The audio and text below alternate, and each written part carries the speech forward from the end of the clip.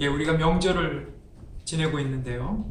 그 통계에 의하면 명절이 지나고 나면 이혼율이 한 30% 정도 오른답니다.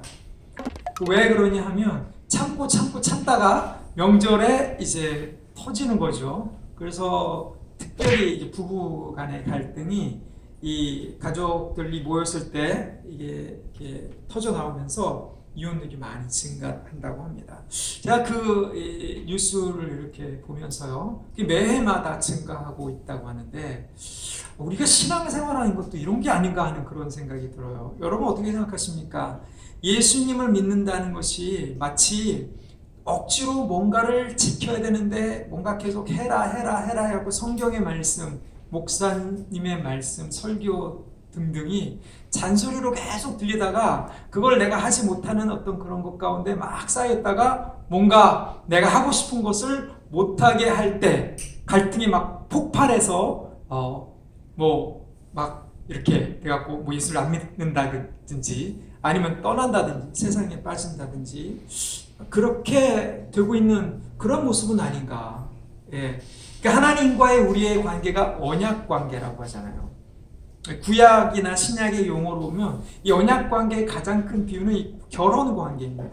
결혼 관계가 잘 유지되지 않는 그런 상황 중에 하나가 바로 이런 사랑과 순종의 관계가 유지되지 않을 때, 그럴 때 깨지는 거거든요. 하나님과의 관계도 마찬가지입니다. 하나님과의 관계도 인격적인 관계이기 때문에 어떻게 보면 영적인 결혼 관계인 것이죠. 언약 관계. 거기에 그 관계를 유지시켜줄 수 있는 가장 중요한 것은 사랑과 순종입니다. 그렇죠? 그래서 요한일서 2장은 특별히 이 사랑과 순종의 관계를 얘기를 합니다. 제가 앞에서 말씀드렸다시피 요한일서는 지금 어떻게 보면 두려움 가운데 있는 그런 공동체를 향한 격려의 말입니다. 영적인 지식과 체험, 엘리트적인 자기들만이 영적인 지식을 가지고 있다고 하는 사람들이 떠나고 난 다음에 남은 사람들에게 이 소아시아 지역에 있는 에베소 중심으로 있는 그 지역 교회들에게 요한 사도는 그들이 제대로 복음을 받은 사람들이다라는 것을 확인시켜줘야 될 필요가 있다고 말씀드렸습니다. 그래서 요한일서는 크게 두 명제의 어떤 그런 주제들로 이루어졌다 그랬습니다. 첫 번째 1장부터 3장 10절까지는 하나님은 빛이시다. 하나님을 정의 내리면서 하나님을 빛이라고 믿는 것이 도대체 무슨 뜻이냐. 그 증거들이 뭐냐. 이런 것들을 얘기하고 3장 10절부터 5장 21절까지는 하나님은 사랑이다. 하나님은 사랑이라고 믿는 그 증거들이 뭐냐. 이것을 기준을 제시하면서 여러분들이 그 기준 가운데 있는 것을 보면 하나님을 제대로 믿고 있는 사람들입니다. 그러니까 두려워하거나 주저할 필요가 없습니다. 라고 말하는 것. 이것이 요한일서의 전체적인 그림이라고 했습니다. 오늘 우리가 읽은 이 요한일서 2장 3절부터 11절까지의 말씀은 하나님은 빛이시다 라고 말하면서 믿으면서 그 두 번째 증거인 거죠. 첫 번째 증거는 우리가 1장에서 봤듯이 하나님 빛이시라고 믿는 것은 빛 가운데 내가 나 자신을 드러내 보이고 빛 가운데 내 안에 있는 어둠, 이 죄를 고백할 수 있고, 그렇죠? 빛 가운데 그 죄를 고백하기 위해서 예수님을 의지할 수 있는 것, 이것이 바로 하나님을 빛이라고 믿는 실제적인 증거다라고 말씀드렸습니다. 오늘은 하나님은 빛이다라고 믿는 그 두 번째 증거입니다. 뭡니까? 말씀에 대한 순종이라는 거죠. 그 말씀에 그럼 순종이라는 것이 도대체 무슨 뜻이냐? 이 소아시아 지역에는 유대인과 헬라인들이 있다 그랬어요. 유대인들은 율법을 지킴으로 해서 종교적인 구원을 얻으려고 했고, 헬라인들은 종교적인 지식이나 체험을 추구해서 뭔가 득도, 깨달음을 얻으면서 구원을 이루려고 했습니다. 그 사이에 있는, 그렇죠? 우리 요한 공동체는 도대체 하나님을 빛이라고 믿는 이 유대인의 공동체도 아니요, 헬라인의 신비주의 내지는 어떤 영지주의 공동체도 아닌 온전한 공동체의 기준이 뭐냐? 그들의 언어를 가지고 사용하면서도 그 하나님의 빛이라고 믿는 그 두 번째 증거인 순종에 대해서 이야기를 합니다. 순종. 그러면 순종 얘기하면 어떻습니까? 이 순종에 대한 가치는 사실 요즘 그리 좋게 들리는 가치가 아니죠. 순종 얘기하면은 굉장히 고리타분하고 어떻게 보면 그렇잖아요. 평등, 인권, 뭐 이 자기의 권리를 차지해야 된다라고 하는 투쟁, 권리를 찾기 위해서 투쟁해야 되는 것이 어떻게 보면 이 세상의 지금 분위기란 말이에요. 너의 권리를 네가 찾아라. 그리고 약한 자의 권리를 보호해줘야 된다. 거기에 이제 순종해야 된다 이렇게 얘기하면 굉장히 고리타분하거나 아니면 굉장히 어떻게 억압적인 그러한 가치로 여겨지는 것이 오늘날입니다. 그러나 성경은 이 순종을 굉장히 아름답고 가장 중요한 하나님을 사랑하는 증거로 본다는 거죠. 사람들은 이 순종을 또 다르게 이용해가지고 억압의 기제로 쓰기도 했죠. 그렇죠. 종교 지도자들에게 순종해야 된다든지, 남편에게 아내가 순종해야 된다든지, 뭐 남자에게 여자는 순종해야 되는지 이런 가부장적인 그러한 기제. 어떻게 보면은 그 지도자에게 순종해야 된다, 정치 지도자에게 순종해야 된다라는 것을 이데올로기적으로 이용을 해서 그 반대편으로 폭력과 억압을 하는 그런 변명, 구실로 만든 것이 사실 이 순종입니다. 그것 때문에 어떻게 보면 오늘날 이 순종을 얘기할 때 양쪽으로 또 공격을 받는 거예요. 하지만 이 성경은 순종을 굉장히 아름다운 그런 미덕으로 얘기를 합니다. 가장 중요한 가치 중에 하나다라고 얘기를 하죠. 왜냐하면 하나님을 사랑하는 그 증거가 바로 순종이기 때문에 그래요. 하나님을 사랑한다라는 것은 하나님을 계명을, 명령을 지킨다라는 얘기죠. 그것이 처음부터 왜곡됐기 때문에 그것을 회복시켜주기 위해서 오신 분이 바로 예수님이라는 거예요. 여러분 기억나시나요? 창세기에 보면 하나님께서 아담에게 명령하시죠. 이 실과를 먹으면, 선악과를 먹으면 반드시 죽으리라. 거기에 명령하셨다라는 그 말은 그 전에 하나님이 사랑으로 행위를 보여주신 그 상황 속에서 그렇잖아요. 아담이 살 수 있는 낙원을, 에덴 동산을 먼저 다 지어 놓으시고 그 시스템이 다 돌아가게 하시고 모든 환경 가운데 순종할 수 있는 그러한 관계와 그러한 상황을 만드신 다음에 그 증거로, 하나님의 사랑의 증거로 순종의 관계인 선악과를 제시한 겁니다. 그래서 이것을 먹으라, 먹지 말라, 먹으면 죽는다라는 그 명령은 어떻게 보면 첫 번째 나오는 그 말인데요. 히브리어로 명령은 사랑의 관계 속에서 유효하게 된 거였어요. 그러니까 그 순종은 하나님이 나를 사랑하신다라는 그러한 반응이겠죠. 그것을 누가 왜곡합니까? 사단이 뱀을 통해서 왜곡하잖아요. 너가 이것을 먹으면 이렇게 되잖아요. 정령 죽는 것이 아니라 진짜로 먹게 하셨느냐, 먹지 말라고 하셨느냐 이렇게 묻잖아요. 하나님 사랑을 의심하게 만들고 순종하지 못하게 만들면서 거역하게 만든 것이 바로 그런 관계였다는 거예요. 자, 우리가 하나님을 빛이라고 믿는 그러한 그 두 번째 증거는 예수님을 통해서 우리가 하나님의 말씀을 순종할 수 있는 관계성으로 들어왔다는 거예요. 그러니까 이제는 더 이상 하나님의 명령을 꾹꾹 눌러가면서 참아서 내가 참다 못해서 폭발하는 그렇게 받아들이는 것이 아니라 군대 명령처럼 어떤 특정한 이 상하 관계성 속에 들어왔기 때문에 내가 무조건적으로 복종해야 되는 그런 것이 아니라 사랑의 관계에 들어왔기 때문에 내가 순종할 수 있는 그러한 관계로, 그러한 사랑을 드러낼 수 있는 증거가 바로 순종이라는 것입니다. 여러분, 이 2장 3절을 보십시오. 우리가 그의 계명을 지키면 이로써 우리가 그를 아는 줄로 알 것이요. 그를 안다. 여러분, 그 안다라는 게 여러 가지가 있잖아요. 그렇죠? 저는 미국 트럼프 대통령을 압니다. 그렇죠? 그러나 트럼프 대통령은 저를 모르죠. 그렇죠? 인격적인 알미 아니잖아요. 그 사람에 대해서는 알지만 그 사람을 경험해보지 못했잖아요. 여기 사도 요한이 말하는 이 안다라는 이 헬라 기노스코는 바로 인격적인 체험, 이렇게 겉으로 판단하는 것이 아니라 직접적이고 인격적인 만남을 통해서 얻어지는 그러한 체험적인 지식을 이야기를 합니다. 그런데 그 체험적인 지식의 근거가 뭐냐 하면 그의 계명을 지킨다는 거예요. 이 계명이라는 것은 이제 3절부터 11절까지 계속 나오는 그런 말인데요. 요한일서에 한 14번 정도 반복이 되어 있습니다. 계명들이라고 되어 있어요. 사도 요한이 여기서 말하는 것이 이 기록된 율법을 그런 얘기하는 걸까요? 토라, 유대인처럼 그런 명령, 계명을 지키라는 말일까요? 그게 아니죠. 그게 아니라 예수님께서 이루신 그러한 온전한 말씀을 얘기합니다. 예수께서 이루시고 제자들에게 명령하신 그 명령이 뭐죠? 하나님을 사랑하라. 내 이웃을 내 몸과 같이 사랑하라. 그렇잖아요. 그것을 누구를 통해서 이루셨습니까? 예수님 자신 스스로의 몸에 이루신 거란 말이죠. 그러니까 우리가 예수님과 연합된 관계성에 있으면 우리 방금 성찬했던 것처럼 하나님의 명령을 이제 기쁜 마음으로 지킬 수가 있다는 거예요. 왜? 우리가 하나님의 사랑의 증거를 받았기 때문에 하나님 나를 사랑하시기 때문에 이 말씀을 내가 지킬 수 있는 거구나. 사랑하기 때문에 말씀을 명령으로 받아들여도 우리가 억압적으로 억지로 지키는 것이 아니라 기쁜 마음으로 순종할 수 있다라는 겁니다. 이것이 바로 하나님을 빛으로 믿는 두 번째 증거라는 겁니다.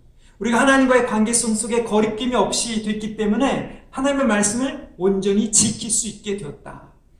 여러분, 많은 유대교 쪽으로 흘러가려는 그러한 이단과 영지주의 쪽으로 흘러가는 그 이단들의 특징이 뭔지 아십니까? 죄를 묵상하고 귀신을 묵상해요. 죄를 묵상하면, 여러분, 죄를 묵상하면 그 죄를 차단하기 위해서 여러 가지 율법을 지켜야 돼요. 그리고 그 율법을 다 지키지 못한 것 때문에 또 죄책감이 들고 그 죄책감을 또 제거하기 위해서 또 많은 또 새로운 룰, 새로운 법 이런 것들을 또 만들어야 돼요. 그러면 그거를 계속 만들어 나가기 때문에 그게 짐이 되는 겁니다. 그러니까 예수님을 믿어도 죄를 계속 묵상하니까 행복하지 않은 거예요. 죄를 고백해야 돼도 한도 끝도 없는 거죠. 계속 파는 거예요. 계속 파요. 계속 나오는데 계속 파도 끝이 없는. 그게 이 율법주의적으로 가는 그런 잘못된 영성입니다. 영지주의적으로 가는 잘못된 영성은 귀신들을 묵상해요. 귀신들, 여러분, 귀신이 얼마나 많습니까? 거의 인간 인류 수만큼 많아요. 그 종류별로 구분한다 그래서 그게 됩니까?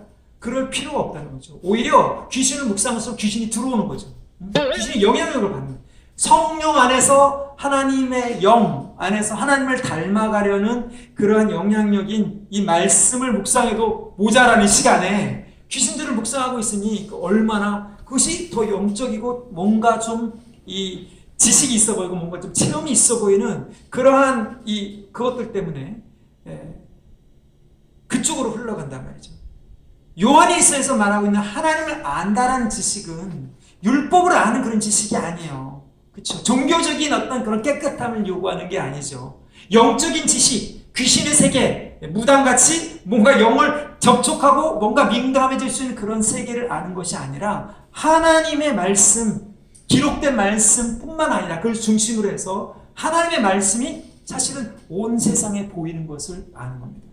사실 이게 결론이에요. 오늘 읽은 말씀의 결론입니다. 여러분, 하나님을 사랑하게 되면 하나님의 말씀이 온 세상 가운데 법칙으로 움직인다라는 게 보이는 거예요. 그래서 자연을 봐도 하나님의 법칙이 보이는 거예요. 자연을 통해서 하나님의 법칙이 인격적인 법칙으로 이것이 새겨져 있고 뭔가 물리적인 법칙도 이게 아름답게 보이는 거예요. 그래서 과학이 가능해지는 거예요. 여러분, 과학자들이요, 그 물리적인 그 법칙의 아름다움 때문에 매료가 돼서 과학을 하는 거거든요. 법칙이 있어야 그것을 가정하고 그것을 연구할 수 있는 거예요. 우리는 과학자가 될 필요는 없습니다. 그러나 과학자가 과학을 할 수 있도록 하나님께서 법을 이 자연세계에 아름답게 지어놓으셨다라는 것을 알기 때문에 해와 달과 별과 이것들이 다 하나님을 찬양할 수 있다라고 선포할 수 있는 거예요. 시편 기자 그렇게 얘기하잖아요. 해와 달과 별, 하나님을 찬양하라. 왜? 하나님이 만들어 놓으신 법대로 움직이기 때문에. 그게 자연에만 그렇습니까? 인간 사이에 도덕적인 법칙도 그렇다는 거죠. 예? 그러니까 율법이 아니라 인간 사이에 어떻게 하면 아름다운 법으로 움직일 수 있을까? 그러니까 법을 지킬 수도 있고 법이 없어도 우리 속된 말로 법이 없어도 왜? 하나님의 법을 보기 때문에. 하나님의 사랑의 법을 이웃들 통해서 보기 때문이에요.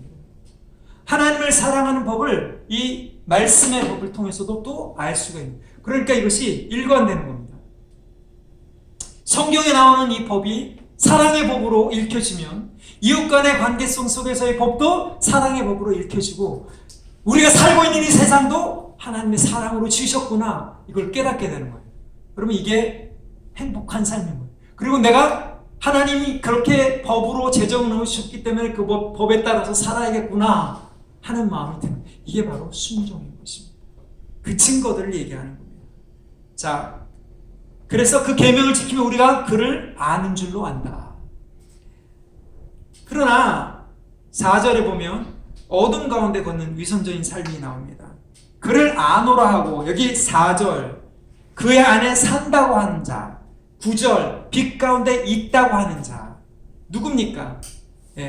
모임 가운데 있다가, 교회 가운데 있다가 정통신앙을 버리고 영적 체험이나 율법을 따라서 나가는 사람들을 얘기하죠. 그런 사람들이 주장했던 게 뭡니까? 하나님을 내가 더 잘 안다. 그런 사람들이 주장했던 게 뭡니까? 하나님 안에 내가 거한다. 하나님과의 친밀한 교제가 있다. 내 기도는 하나님께서 들어주시고 나는 하나님의 그 계시를 받는, 직통 계시를 받는 존재다. 빛 가운데 있다. 직통 계시를 받는 존재다, 이거죠. 그런 사람들의 주장을 사도 요한이 끌어다가 그들의 주장이 기준에 벗어났다라고 얘기하는 겁니다. 그렇게 4절 보세요. 그를 아노라, 하나님 아노라고 말하면서 계명을 지키지 아니하는 자는 거짓말하는 자요, 진리가 그 속에 있지 않다. 우리가 앞에서 본 그 패턴하고 비슷하죠. 어두운 가운데 걷는 거예요. 하나님을 안다고 하면서 하나님의 법이 사랑의 법으로 우리를 위해서 주신 명령이라는 것이 아니라 인간을 억압하기 위해서 종교적인 율법으로 만든 거나, 아니면 뭔가 신비적인 체험을 추구하기 위해서 성경에 없는 다른 원칙들을 자꾸 주장할 때 거짓말하는 자가 되는 거예요. 이거 좀 무서운 거예요. 그렇죠?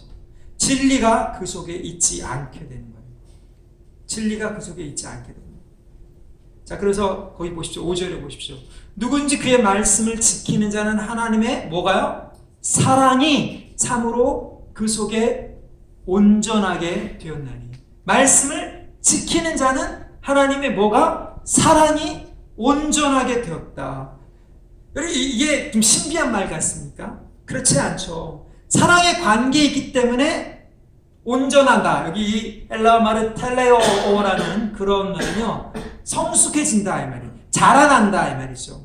여러분, 자녀를 키울 때 가정이 온전하게 된 그런 과정 환경에 있을 때 자녀가 잘 행복하게 자라나는, 건강하게 자라나잖아요.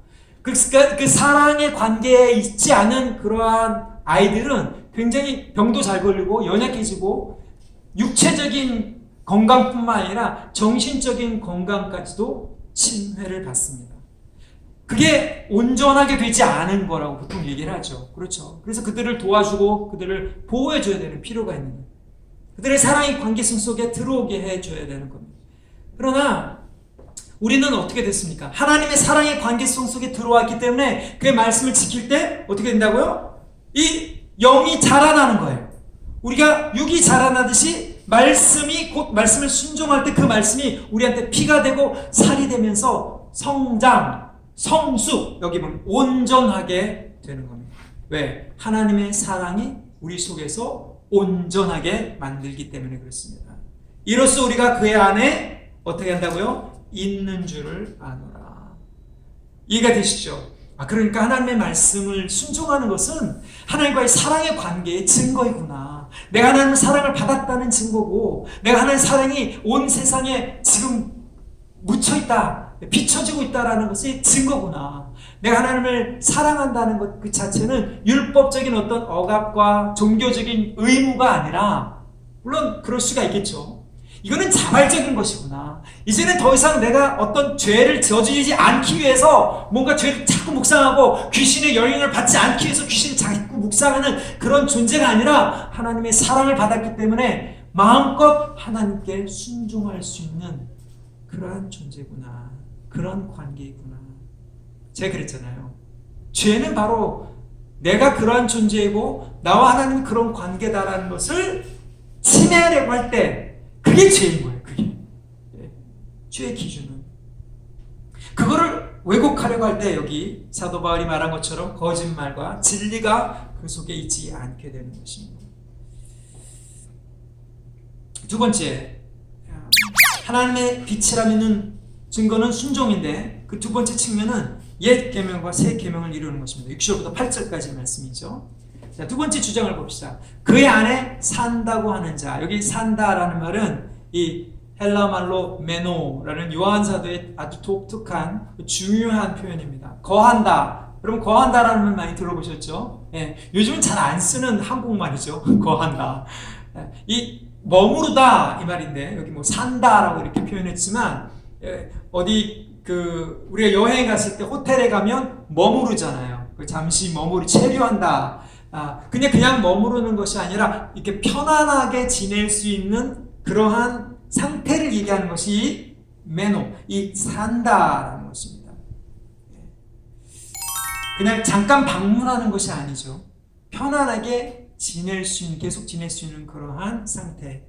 그러니까 그분 안에서 내가 편안하게 계속 지내고 있다라고 말하는 사람들이 있는데 그런 사람들의 주장의 기준이 뭐냐? 기준을 이렇게 들여봤더니 예수님의 인격과 예수님의 행적, 예수님의 행위가 안 보이면 그런 주장 자체가 아무런 소용이 없다. 이렇게 얘기하는 겁니다. 그렇죠? 그래서 첫 번째 긍정적인 이 패턴을 바꿨죠.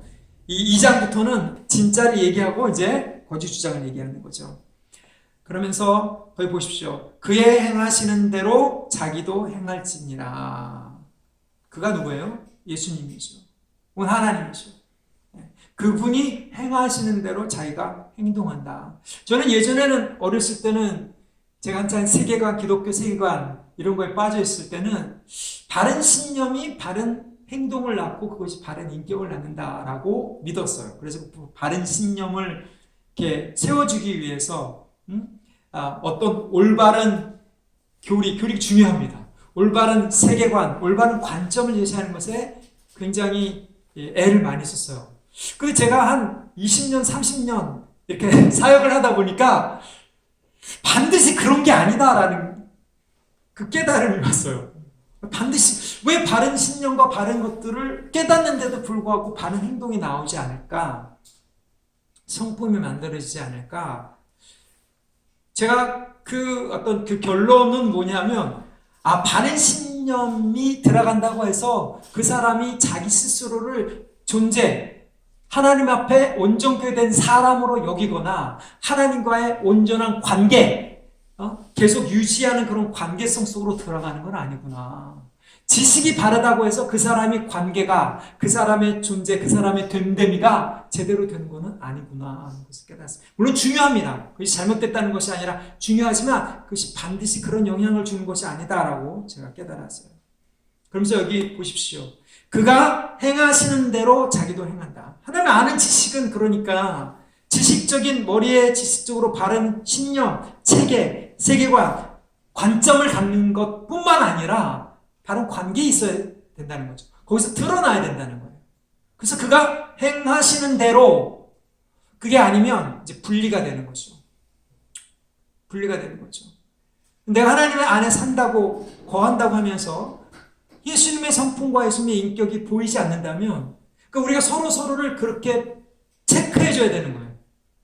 서로가 서로를. 그렇다고 해서 막 비판하거나 무슨 영분별해서 너는 이게 잘못됐고 이게 잘못됐고 이렇게 하라는 것이 아니라 예수님의 성품과 인격을 더 드러날 수 있도록 도와줘야 된다는 거죠. 그렇죠? 그러면서 7절 보십시오. 사랑하는 자들 내가 새 계명을 쓰는 것이 아니라 너에게 처음부터 가진 옛 계명이니 이 옛 계명은 너희 들은 바 말씀이거니와. 예수님께서 이루신 그 말씀이죠. 그러면서 다시 8절에 너에게 새 계명을 쓰니 그에게와 너에게도 참된 것이라. 어둠이 지나고 참빛이 벌써 비침이라. 무슨 도 얘기하는 것 같아요. 이게 무슨 얘기야 도대체? 옛 계명을 썼다 그러기도 하고 옛 계명을 안 썼다 그러기도 하고 새 계명을 다시 쓴다 그러기도 하고 그렇잖아요. 새 계명을 쓰는 것이 아니라 7절에 그러놓고 8절에 다시 새 계명을 쓴다 이렇게 얘기하고 있어요. 썼다는 거예요? 안 썼다는 거예요? 사도 요한의 이 이 아리송한 이 무슨 이 선불교에서 말하는 그러한 이 이야기 같은 이 이야기는 사실은 우리가 보통 말하는 이 회전문 논리 때문에 그래요.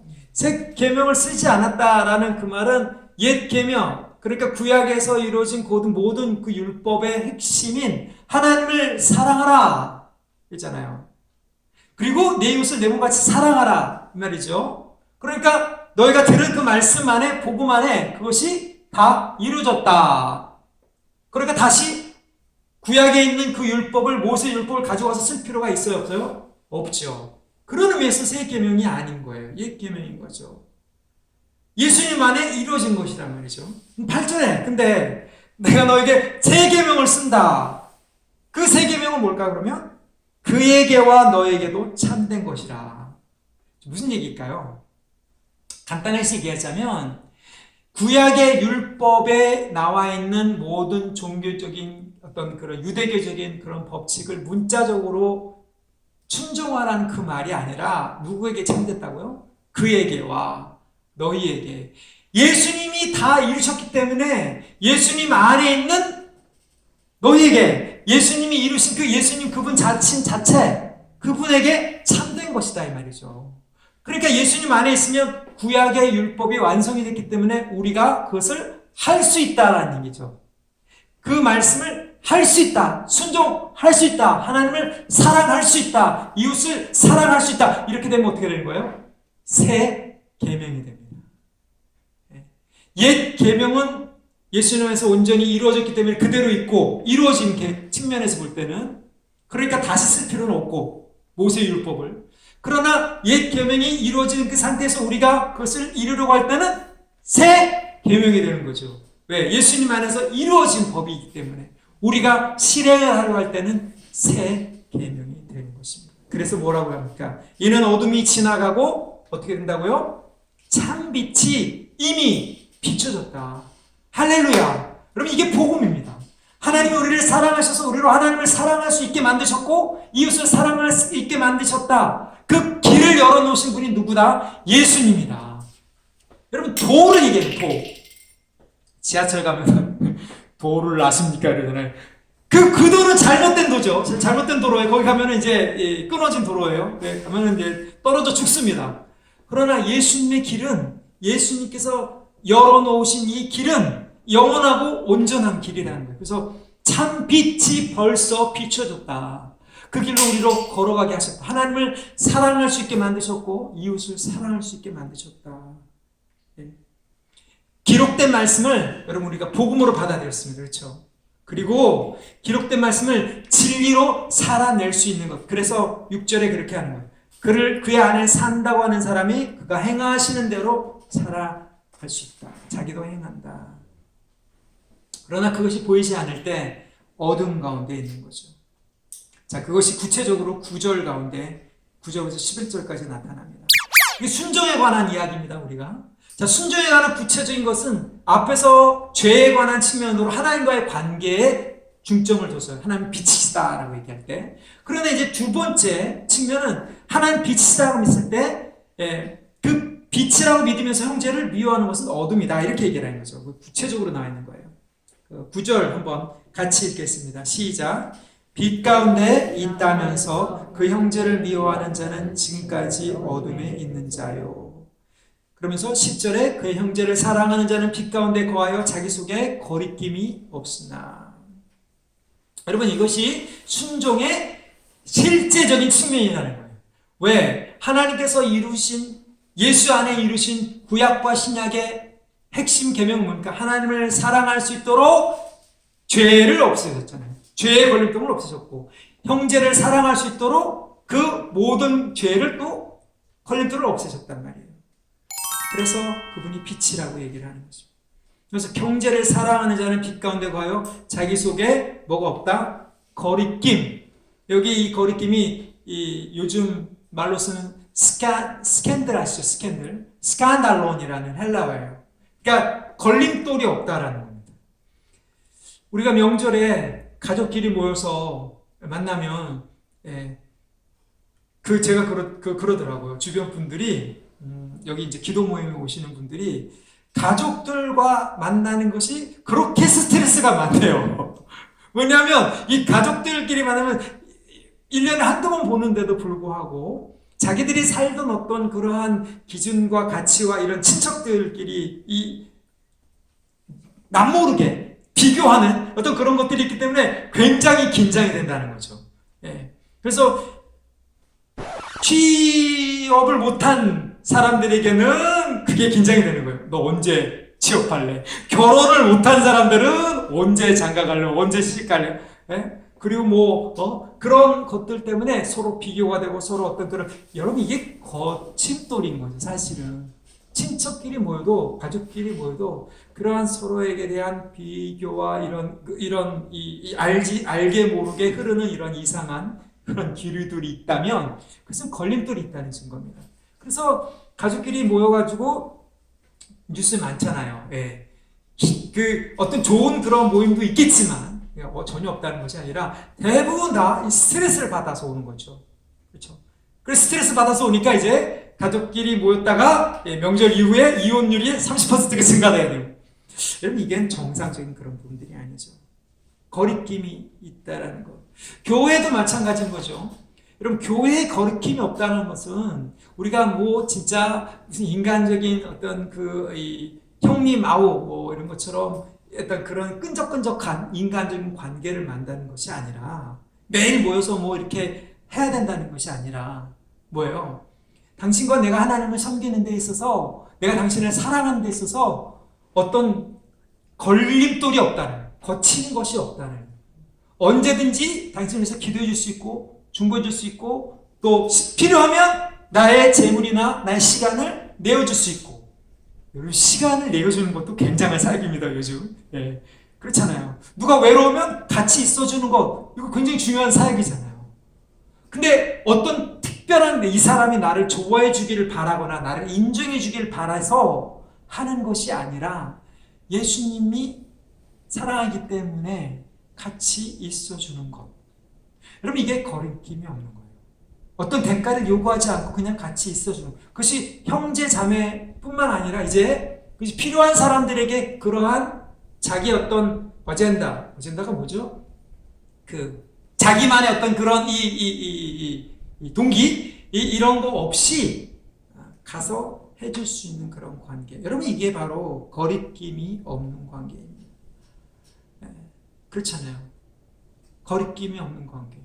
그렇지 않고 일주일에 한 번 예배 드리러 와갖고 잘 지내셨어요? 할렐루야 안녕하세요. 그리고 찬양해요. 스크린 보고 찬양해. 그것도 스크린 보고 막 찬양하고 말씀만 듣고 그리고 잘 지내세요. 평안하시죠? 그리고 가는 것.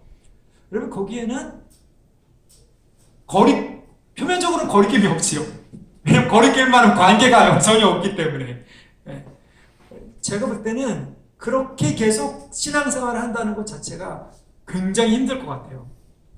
복음으로 믿는다면 이 형제, 이 자매가 뭘 고민하고 있고 뭘 바라고 있고 그것이 하나님 앞에 온전하게 받아들여질만 한가 아닌가 이것들을 서로 위에서 생각해주고 기도해주고 이 관계잖아요.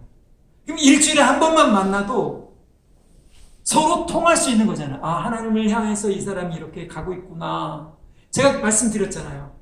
저는 10년을 한 번도 연락하지 않은 제 친구를 만났는데, 선교사 친구를 만났는데 엊그제 만난 형제처럼 마음이 통한단 말이죠. 그럼 많은 말을 하지 않아도 이 친구가 무엇을 원하고 있고 무엇을 하려고 하는지 동의해주고 싶고 지지해주고 싶고 힘들면 옆에 있어주고 싶단 말이죠. 저는 그것이 형제 사랑이라고 생각합니다. 거리낌이 없는 거예요. 부족함을 내가 얘기해 줄 수 있고 부족함을 내가 나의 자신의 연약함을 내어 보여줄 수 있는 그런 관계. 11절 보십시오. 그의 형제를 미워하는 자는 어둠에 있고 어둠에 행하여 갈 곳을 알지 못하나니 어둠이 그의 눈을 멀게 하였습니다. 여기 미워한다라는 이 말은 좀 더 아주 이 공격적인 그런 말입니다. 그러니까 마음 안에 저 사람 마음에 안 들다라는 그 말을 그 마음의 씨앗을 품고 계속 그것을 키워나가는 그런 상태가 된 거죠. 그러니까 하나님 빛 가운데 있다. 내가 하나님의 어떤 영적인 지식을 가지고 있다고 하면서 그 마음 안에 이 미움의 씨앗, 이것을 계속 품고 있는 그런 상태는 뭐라고요? 사실은 어둠에 있는 거예요. 어둠에 가서 갈 곳을 알지 못하는. 그러니까 아무리 영적인 지식이 있다고 해도, 영적인 체험이 있다고 해도 마음 안에 이 쓴뿌리와 미움을 감추고 있는 사람들에게는 사실은 눈이 멀기 때문에 그 사람에게는 도움이 필요한 겁니다. 그 사람에게는 사실은 무슨 사역이나 무슨 뭔가를 할 수 있는 그런 단계가 아니라는 거죠.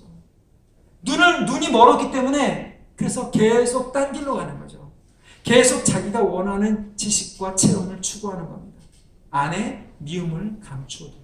여러분, 요한의 일서는 어떻게 보면 굉장히 신비한 것 같은데 어떻게 보면 굉장히 명확하고 굉장히 단순합니다. 하나님을 안다고 하고 하나님을 빛이라고 믿는다고 하면서 형제에 대한 미운 마음을 품고 있다. 그건 어둠이고 거짓이다. 그럼 이거보다 명쾌한 진리가 어디 있습니까? 그리고 이거보다 심오한 또 진리가 어디 있습니까? 그렇잖아요. 이건 굉장히 단순하기 때문에 우리가 스스로 비춰봐야 되는 거예요.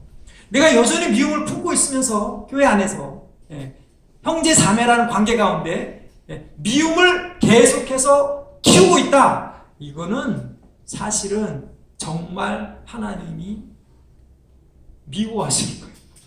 하나님이 싫어하시는 거예요. 그런 사람들을 뽑아내 주시는 것이 하나님의 은혜인 거죠. 그게 은혜인 거예요, 그게. 그런 사람들을 계속 품고 가라는 것도 하나님의 은혜이지만, 그렇죠? 그래서 그 사람 가운데 미움이 드러나고 회개하고 풀어지고 용서가 되고 회복되는 관계가 있으면 그것이 온전한 교회겠죠. 그런 관계 속으로 들어오겠죠. 그러나 그게 풀어지지 않았을 때 계속 자기가 어둠 가운데 있는데 알지는 못하고 어둠 속에서 자기가 어둠에 행하며 뭐예요? 자기의 영적인 지식과 체험을 계속 자랑하고 그렇게 하려고 할 때 하나님은 공동체가 다 어둠 속에 들어가지 못하도록 막기 위해서 뽑아내신단 말이에요. 어떻게 뽑아내셨어요? 제 말이 아니라 우리 교회 말이 아니라 요한 공동체 말입니다. 요한 공동체 그렇게 영적인 지식과 체험을 주장하면서 미움을 harbor한다 그러죠. 이 정박시키는 그러한 사람들을 다 뽑아내신 거예요. 그러니까 이제 사도 요한은 공동체에게 얘기하는 겁니다. 너희가 이제 빛 가운데 있으니까 이제는 깨끗하게 되었으니까 피차 뜨겁게 사랑하라. 그래서 거리낌이 없어야 된다. 여러분, 하나님이 빛이라고 믿는 두 번째 증거는 하나님의 말씀이 사랑의 계명으로 들려진다는 거죠. 그렇죠? 내가 왜 하나님 나를 사랑하시는 증거니까. 그래서 그것을 받아서 순종할 때 내가 하나님을 빛이라고 믿는 증거다. 그 증거는 또 삶으로 어떻게 드러납니까? 형제를 거리낌 없이 사랑하는 삶으로 드러나는 것입니다. 저는 이 말씀이 우리 안에 있는 것들을 깨끗하게 하고 우리 안에 형제 자매를 향한 그런 하나님의 사랑이 서로 부어지는데 거침돌이 없게 만드는 그런 말씀으로 작용하길 바랍니다. 이 말씀을 우리가 받아들일 때 이 말씀을 통해서 이 하나님의 사랑이 공동체뿐만 아니라 이 세상에 필요한 사람들에게 부어지는 그런 역사가 저와 여러분을 통해서 일어나기를 예수님의 이름으로 축복합니다. 아멘. 같이 기도하겠습니다.